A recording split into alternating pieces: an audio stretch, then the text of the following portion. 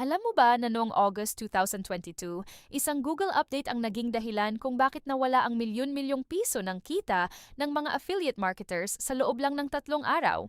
Tawag dito ay Helpful Content Update. Ang mga website na kumikita ng 50,000 pesos kada buwan, bigla na lang nawalan ng 90% ng traffic nila. Overnight, nawala ang lahat. Ang mga na-target ng Google ay mga site na may thin product reviews. Yung tipong 2 sentence lang tapos puro affiliate links na. Pati yung mga site na sobrang dami ng affiliate links sa bawat page. May kilala akong affiliate marketer na kumikita ng 60,000 monthly. Pagkagising niya, wala na. Zero traffic, zero sales, pero may mga nakasurvive din. Ano ang ginawa nila? Una, nag-focus sila sa detailed reviews. Hindi yung maikling description lang. Pangalawa, binawasan nila ang affiliate links. Pangatlo, nag-add sila ng personal experience sa bawat review. Yung mga hindi nag-adjust hanggang ngayon, hindi pa rin naka-recover. Kaya importante na sundin mo ang bagong rules ng Google para hindi ka maging victim ng susunod na update.